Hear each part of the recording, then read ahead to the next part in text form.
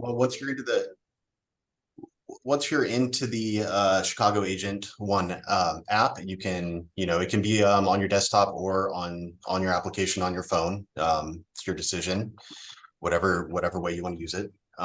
So the first thing that comes up is it's going to be on the buyer side, and you're going to see this once you log in. And if you want to get over to the multiple offers section, you want to click on the calculators tab. Okay, so you can see they have several different functions that you can play around with, and maybe we can get another presentation going and that I can demo them. But right now we're on multiple offers, so let's click on that one. Okay, so as you know, multiple offers a lot of the time can be stressful for everyone. There's a lot of variables to work through: price, closing date, cash versus financing. But packaging the offers and presenting them to the seller should be completely stress-free. And it is with Chicago Agent. So first thing we're going to do is we're going to put some basic information on the seller in. If you have the property address, you can punch that in, and a lot of the time it will autofill all the information. It'll grab it from county records and fill whatever it knows. But just for this demonstration, let's just put in basic information. So if I was the seller, put in the seller name. You can do a loan balance. Let's just say let's do 100,000. Put it at 7% interest rate. And property taxes, you want to click this and make sure it's selected on the right county. Okay, and then you got your broker's fee, which if you click the gear, you can edit it here. Okay, let's click out, and then once you have that information in, you're ready to go. Okay, so for offer one, conventional, we'll put the price at 1 million. And let's not do a down payment. Let's do earnest money. Let's just say 10,000. And they want a home warranty of 500. Let's put the closing date out to let's do 60 days. Okay, and you can add that offer in. That's your first offer. Okay, so it's right there. For offer two, just click add new offer. And for this one, let's do, say it's 985. No down payment. Let's make this all cash. Okay, and we'll keep it at that 30-day. And add. So you got your second offer. There they are. All right, for the third, let's put it at 975. And let's make it let's just put in contingent on the sale of the home. Okay, and then add that in for your third offer. Okay, so you got your three offers, and the next step would be to well, if you want, you can click on edit, and you can move these offers around with there we go. All right, okay, it's all right. There we go. You can list them in any order, so it doesn't matter what order you create them in. You can always edit and move them around. Let's say that you want to, the other thing is you can put a star by the one you think is the best fit for your client. So let's just go with the first one. You want them to see that one. Let's just put that at the top. Let's star it, and Okay, so you're good to go. So with that, you've built a custom report that includes all closing costs, title insurance, real estate commission, and quickly help your seller down the path of selecting which offer is going to work best for them. Okay, so once you have that, you click done and click on share or print PDF.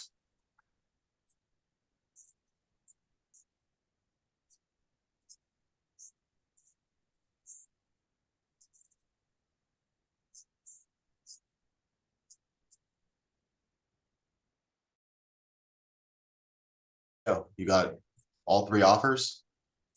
The offer one that you thought was best for your client, starred. And then as you scroll down, you can see that it breaks it down. It gives you 3 different net sheets on the 3 different offers, and you have this ready to go for your client. And it gives you the option to email, download, print. You can share it on social media if you want. But yeah, you can save this and create as many as you want. You can for each one, you get up to 12 offers that you can put together. I don't know if that would ever happen, but it's possible. And so yeah, there you have it. It's I highly recommend this app. It's very easy to use. It's real estate's #1 net sheet and closing cost tool. And the best part about it is it's free to use. So if you want to go in and download or contact me, I can take you through the steps. It's pretty simple. You just download the app, put in the territory that you're in, and you should be able to find my name. Click on my name and just do a simple sign up with login and password, and you should have access. So that's about everything on the offer report. So I'll turn it over to Melissa to talk about the escrow side. Well, good afternoon, everybody. I don't particularly have anything for you to view, but what I wanted to touch base with was once you've got your listing agreement, there's a couple things that I would recommend that you look at and think about. One of them is one of our biggest frauds that we're seeing right now is absentee owners. So a prime example is if somebody approaches you about wanting to sell their vacant land, that's where the fraudsters are coming in. They see that there's this vacant land. They approach a real estate agent via email that they want to sell this property. And so the real estate agent is conversing with them via email, and they sign the listing agreement, they move on. And what is happening is that these people are fraudulently saying that they're the owners when they're not. And they're going through the whole escrow process and collecting money on a property that doesn't belong to them. They have forged identifications, things like that. So Chicago Title has implemented a program that when the property is a vacant land or what we call an absentee owner, when it is not the seller's primary residence, and we open escrow, we're automatically sending a letter out to the owner at the address that we have of record. It's a simple letter that just says, thank you for choosing Chicago Title. And in order to advocate for you, we want to make sure that you did choose to list your property, that you are aware that you've opened escrow with Chicago Title, and just to give us a call to confirm. So that's one way that we are trying to get in front of these fraudsters with that. The other thing you can do is, when you do have a listing, go to our Premier Services site where you can look up the property. You can see who the owner is. It will tell you when you first pull up the property profile who the owner is and what their mailing address is, which will indicate to you whether they live at that property or they don't live at that property. And then you can always, send your welcome letter as well, just to make sure that, again, we're dealing with the actual owners of this property. The other thing is when you've met with your sellers, you want to ask them some basic questions. I just had a transaction today where we sat down with the sellers. We're in contract, we're getting ready to close. And I asked the seller, is this your primary residence? Have you lived in this property for 2 of the last 5 years? And they said, well, no, I haven't. I said, okay, well, if this property is not your primary residence and you did not live in it 2 of the last 5 years, then you're subject to withholding, which means that we take 3.333% of the sales price, not your proceeds, your sales price, and automatically send that to the franchise tax board at closing. It comes as a surprise to them because they weren't expecting it. And it usually takes a couple conversations for them to digest that information and realize, yes, they're going to pay taxes on it. And yes, at the end, they're like, okay, well, I'd rather give it to the franchise tax board off the top now than have to worry about it when I'm doing my income taxes next year. So again, if the property is not their primary residence, you may want to ask that. If they can say that they're taking a loss or zero gain. So say they rented the property and they rented it for under market value. They had to do a bunch of rehab to get it ready to be sold. And maybe they are taking a loss on the property. If they can claim that they're taking a loss on the property, then they don't have to pay the 3 1/3 to the franchise withholding. So that's another thing I would look at. The other thing is if your client is a foreign investor, if they live overseas and they bought this property, maybe they were going to live in it, maybe they were going to come to the United States, and then they decided not to.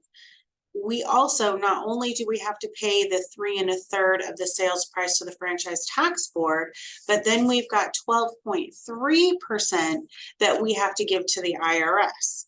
And there's additional tax forms that need to be completed. So these are just kind of questions you want to talk to your seller about, and you want to ask them up front, because then you can always get me involved. You can always call me. We can do a conference call. I can go over it with them. And then again, with this market that we're in, a lot of the transactions we're seeing are we call them life event transactions. So if you go on to Premier Services and you see you're only dealing with one person and you see that there are 2 people on title, you might want to ask, where's your husband, where's your spouse, or where's this person? And they can say, oh, well, they passed away, so that's why I'm selling the property. Okay, well, that's when you want to call me or Brandon and say, you know what, can you take a look at this? Because they said somebody's passed away. Is there potentially a probate that might be involved in this property? Meaning, if Brandon and I owned a property together and I owned it as a single woman, he owned it as a single man, and we didn't have any vesting, which would be a joint tenants or tenants in common, and Brandon passed away because I want to live longer, then I would be subject to probate. I would have to contact an estate attorney to go to court and have the court determine that Brandon's share of ownership has been vested to me, that I am the administrator of the estate. I have the authority to sell the property, because maybe Brandon has heirs that want in, and his portion of the property would belong to his heirs and not me. So those are things you have to look at. I had one other thing that I wanted to chit chat with you guys about. If your seller has a common name, an example would be a Nguyen or a Smith or a Tran. We have what's called a statement of information. And I can give you a blank one. You can kind of keep it on your desktop, print it out, and provide it or email it to your clients. Or again, I can always email it to them via secure email. And it gives us the opportunity to ask them for their social security number, their date of birth, their driver's license, and then we can run their names. So not that your seller has a bunch of liens, but there could be tax liens, there could be child support liens. And when you have a name that's a very common name, then our title department is always going to ask for it, because there's going to be some version of an M. Smith that has a lien against them. And we're going to need to weed out those possibilities. So if you, again, I can email that to you. You can keep it on your desktop. You can include it with your package. But those are good things to look out for. Does anybody have any questions or concerns?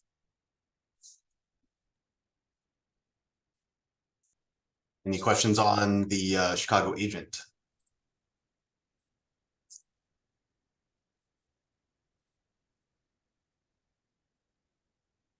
Yeah, I mean, our information is there. If you guys have any questions, for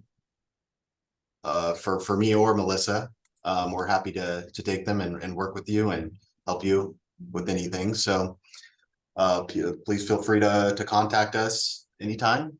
And you know, we're just, you got to use this as a resource, because we have tons of information. I have more tools than I showed you today, but I'm kind of, just look at me as kind of a business partner, and that helps you with all your resources and tools and lead generation and you know, farming and marketing pieces that you might need. And then with anything on the title and escrow side, you have Melissa. So you know, we're always happy to help. So feel free to call us anytime. And if you have questions about the net sheet that you've generated, or you know, and you want me to go over, like, what does it really mean for county transfer tax, or what does it really mean for city transfer tax, and what's the difference between the owner's title insurance and the lender's title insurance, you know, I'm always available. You can always email me or call me. I would love to talk to you about it. And the last thing that I remembered I wanted to say is, in this particular time frame, always remember property taxes, they just came out, the tax bill. So if you've got a listing or if you've got a buyer right now, make sure that you keep in mind that the property taxes are going to be due. So that's going to be an additional expense on both buyer and seller sides. So that's just something to keep in mind when you're calculating your closing costs. Let's see. So you got a question here, Melissa. How can a parent release the property, the kids, without going to probate when they pass? The best way to do it, honestly, is to have a trust and get a trust, because then if you have a trust, you can add your children as successor trustees. If something happens to you, if you become incapacitated, if, you know, at any point you can assign, or you can resign as trustee, and then your children would become successor trustees. That also benefits them on a tax basis for them to be successor trustees and not actual owners of the property, where you add them to title and they're a titled owner with you. So we always recommend, you know, of course, I'm not an estate attorney, so talk to an estate planner, but a trust is typically what we recommend clients do. Okay, there was another one. Has there been any links shared? There hasn't. I can link you to the app login, but you can just go to your app store and download the Chicago agent. It's free to download, simple sign up. But you do need to put in the territory or county and select my name so I can see you on my end and then allow the privileges. So here is on your desktop. This is where you can go.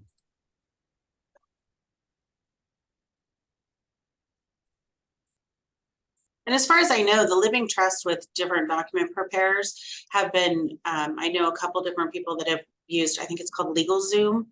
to prepare their trust. And, you know, I think it's fine and it's valid.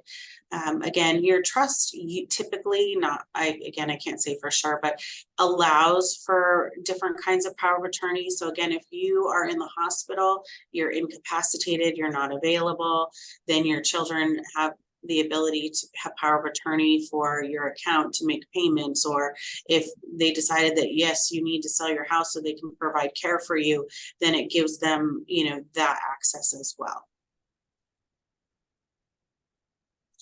I'm going to give you guys one more link to our Premier Services. And yes, you can download Premier Services on your desktop as well. I have it on both my desktop and my phone, just in case I need to use it on the weekend. Okay. Yep. There you go. Okay.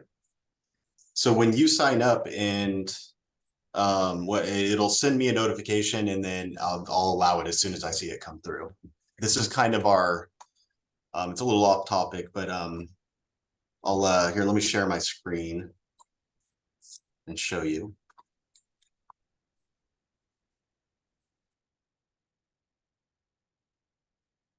Okay, so you're gonna come to this and you're gonna go through the sign up or join us now. When you get a login, which you'll create,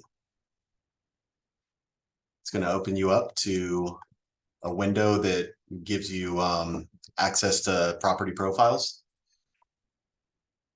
And if you were to enter address, I'll show you how easy it is. Just like that. I know you guys probably have other tools that you use to pull these, but this is really a one of the best ones you can use for layout, information, and comps.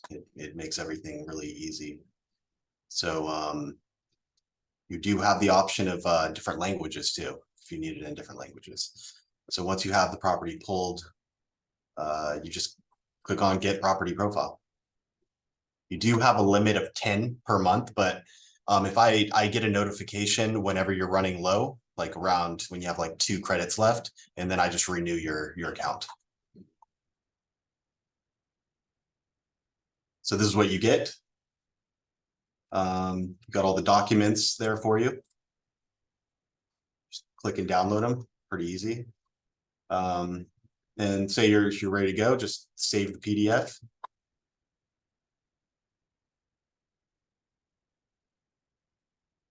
There we go. Goes to your download, open it up, and there you have it. Got the full property profile. Okay, so that's the property profile part. You also have under Premier Services all these different little tabs you can play around with. Quick menu. This is one I always like to share, is our Chicago Title Library. So you have a ton of information on the well, real estate in general, but a lot of title and escrow information that's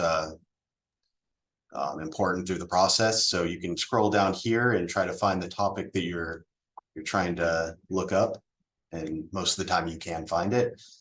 Here's a popular one: common ways to hold title in California.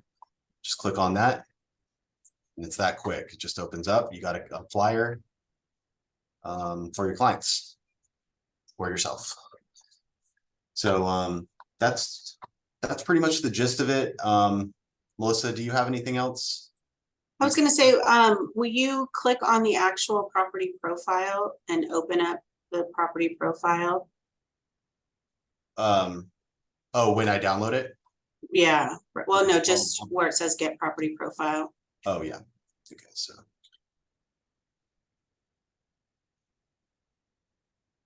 Yeah, you see that, right? So here you can see where it has the primary owner, and it has the site address of where the property address is. And it also shows the mailing address right there to the right. So again, when I was talking about absentee owners, That's one place that will tell you if they actually live in the property or not. That's when you send me a listing to open, I come here, I open up the property profile, I check that. And then I also pull the vesting deed. So it's this first document right there. And it tells us how the current owners are holding title. So if you, Brandon, will scroll up again. Yep. So here it says for valuable consideration, and it shows who the sellers were, hereby grants to, and then it shows who the owners are. So their husband and wife is joint tenants. So if you question who's on title and how they're holding title, you can always pull up this grant deed and it will show you who exactly is on title and how they're holding title. So again, remember that's important just in case if you have somebody that's passed away and if you look at it and you still don't understand, you can always call me or email me and Brandon and just say, I just pulled up this grant deed and this is what it says. Is that something that's right, wrong, or what do you think about it? And then we can give you our opinion on it.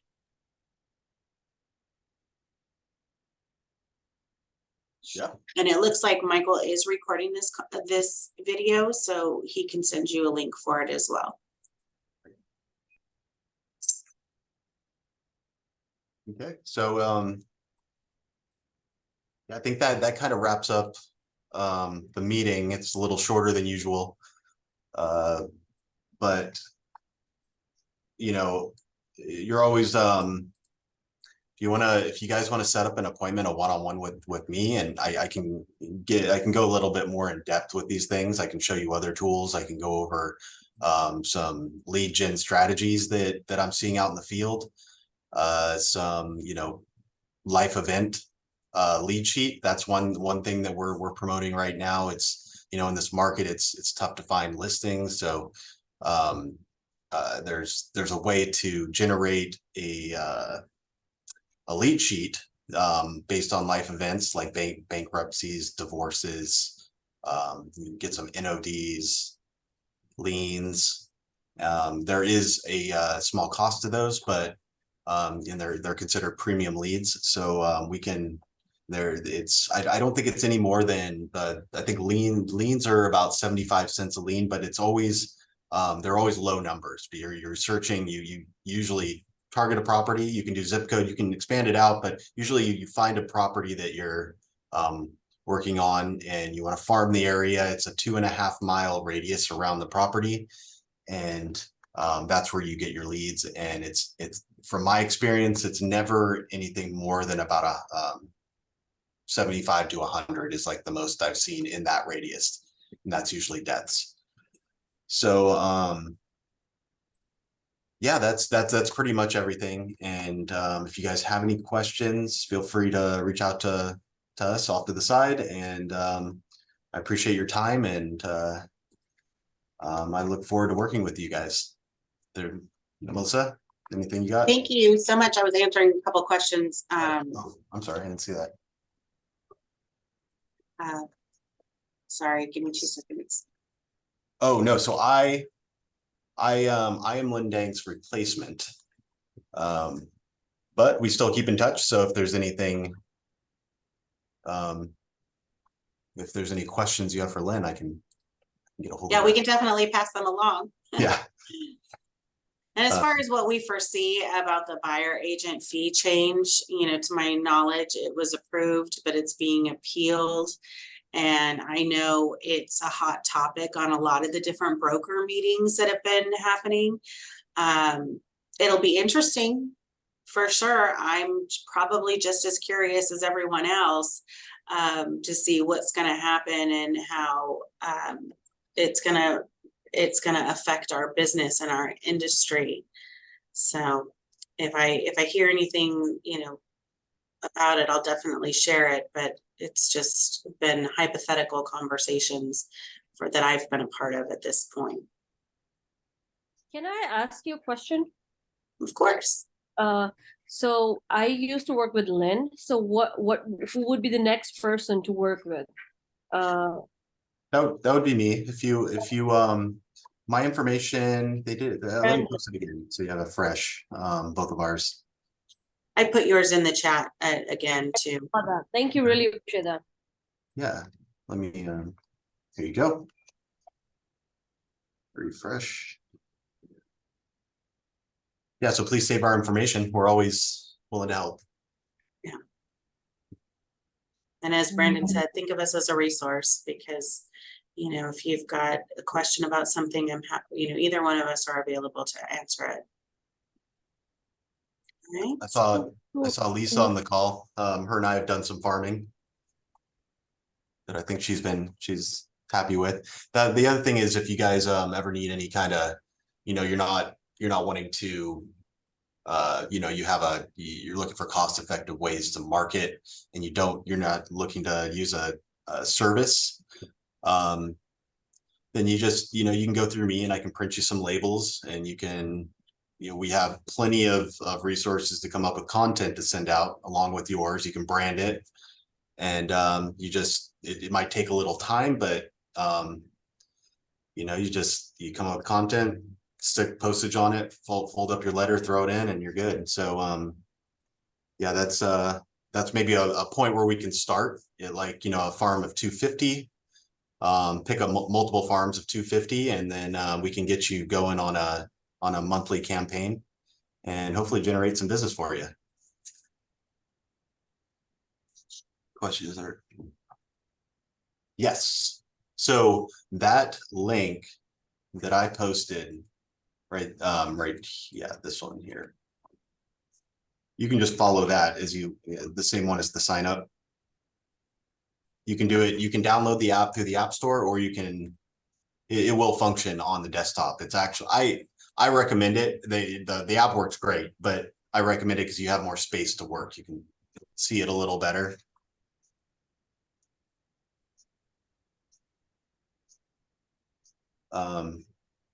Yeah, call me directly.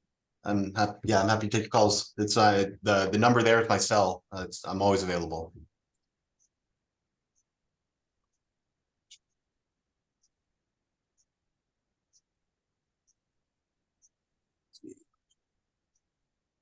Oh, it's not what okay, so the campaign is really just the cost of the materials and your time. You know, it's when I say campaign, it's just something I will, you know, if you want, keep you accountable on, and I'll check in. I'll make sure that you're sending out your farms. It'll definitely be worth your time. I'll make sure there's a good, you know, we'll go based on turnover.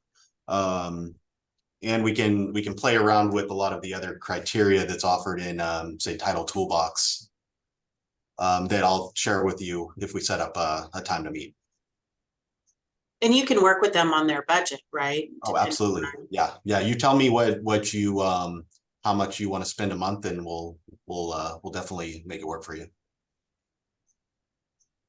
And I can even give you you know, a few sets, so you're good for a few months if you want to stuff everything ahead of time, except for the new material you're sending out the next month.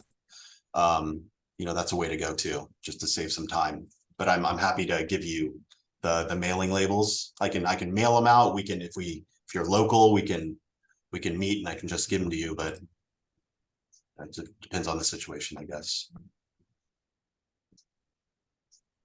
And then we have that locking farm too. That's really good if you're interested in door knocking. Yeah. That's a really good tool that's free as well. Yeah, let me see if I can I throw this in there?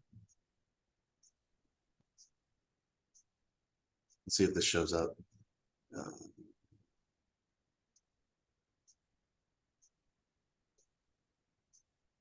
Yeah, that's,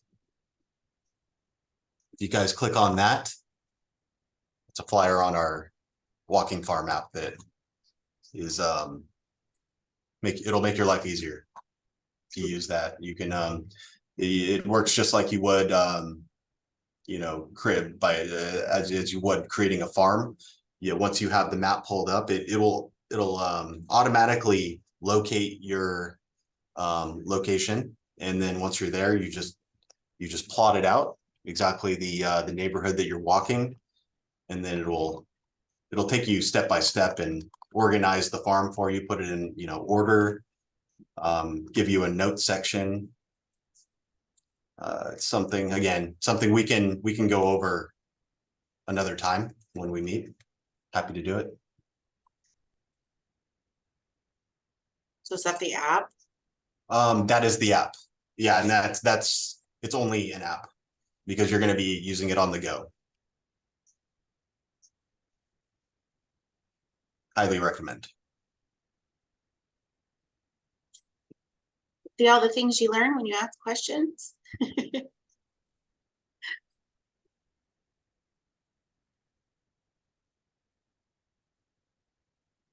I have a question for Ra, though I don't see Michael or Mike today. So, Ra, if you're online, I have a question. How do I access all these recordings for every meeting? Is it the workspace where all the recordings for each week sit, or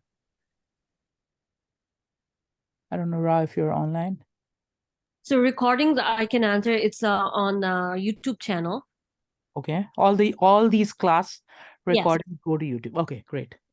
So I have a question because I just checked my app. It does not show me Chicago Title Walking app, anything like that in the app description. So do I have to download that app, or it does include in the app by itself? The You Chicago do need Title. to download that. Yeah.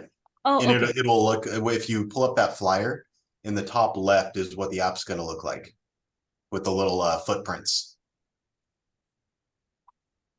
Are you able to pull up that flyer? Yes. Okay. Oh, so this is a walking form. Okay, got it. Got it. Thank you. Yep. No New problem. things. Yeah, and then the program that I would introduce you to is Title Toolbox for farming if we were to meet, which is another good one. That I'm going to be talking to Mike probably about that one to give you guys a demo on that, just a general demo on how it works. Okay, thank you. Mm-hmm.